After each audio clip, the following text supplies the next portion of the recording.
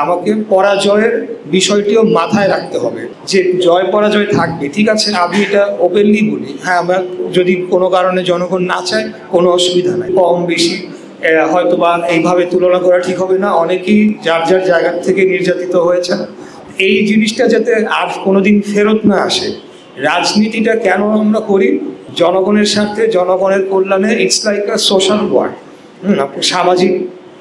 আমরা একটা ফিলান্থ্রপির মতো করে যদি আমরা দেখতে পারি এবং এটাকে যাতে অপচর্চা যেগুলো হয় সেটাকে আমাদেরকে আগামী দিনে যদি আমরা রোধ করতে পারি, তাহলে সাধারণ যারা ছাত্ররা রয়েছে তাদের সমর্থন আপনারা গেইন করতে পারবেন বলে আমি মনে করি। এবং আমি বিশ্বাস করি যে এই প্যানেলটা আগামী দিনে জয়ী হয়ে আসতে পারলে ভালো কিছু অবশ্যই করবে।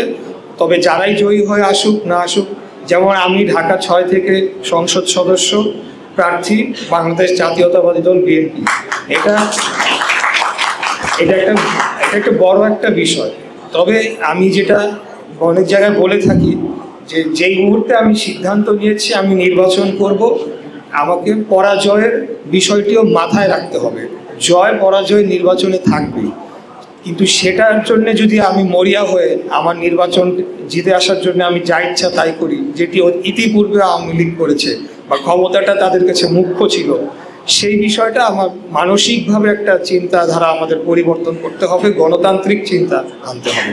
যে জয় পরাজয় থাকবে, ঠিক আছে। আমি এটা ওপেনলি বলি, হ্যাঁ, আমরা যদি কোনো কারণে জনগণ না চায় কোনো অসুবিধা নাই। নির্বাচনটা সুষ্ঠু হলে হলো, জনগণের ইচ্ছার প্রতিফলন হলে হলো, পরবর্তীতে আমি আবার চেষ্টা করব। অথবা যেই জয়ী হয়ে আসুক তাকে আমি সহযোগিতা করার জন্য প্রস্তুত রয়েছি। এটা হলো কি আমাদের আগামী দিনের ওয়াদা, আমাদের আগামী দিনের প্রতিশ্রুতি।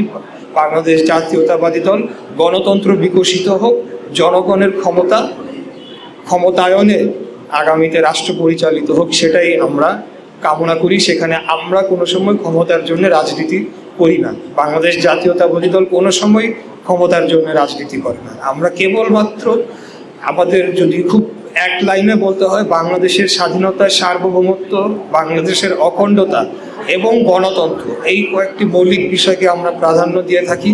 এবং অবশ্যই আমরা আগামী দিনে কিভাবে এই পরিস্থিতির উন্নয়ন ঘটিয়ে আমরা যে ধরনের পরিবেশে বসবাস করছি, আপনারা দেখেছেন যে ভূমিকম্পর কারণে একটা ঝুঁকিপূর্ণ অবস্থা আমাদের নগরী রয়েছে, এরকম নানাবিধ সমস্যা রয়েছে। সেই জাতীয় মানুষের জীবনযাত্রার মান উন্নয়ন করার জন্য আমরা পলিসি নিয়ে আগামী দিনে কাজ করতে চাই। সেখানে আমাদের দাবি দেওয়া নিয়ে বা আমাদের ম্যানিফেস্টো নিয়ে আমরা জনগণের কাছে যাব, অন্যান্য দলও যাবে।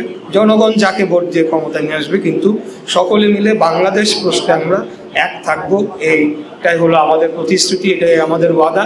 আমি চাই যে আপনাদের মাধ্যমে সাধারণ ছাত্রছাত্রীদের মাঝেও যাতে বিএনপি এবং তার কর্মসূচিটা আগামী দিনের প্রচারিত হোক, এবং নতুন যারা ভোটাররা রয়েছে তাদেরকে আমরা জাতীয় নির্বাচনে আমাদের যে রাজনৈতিক কমিটমেন্ট, রাজনৈতিক আমাদের যে প্রতিশ্রুতি, সেটার সাথে যুক্ত করে নতুন বাংলাদেশ গড়তে পারি, এই আশাবাদ ব্যক্ত করছি।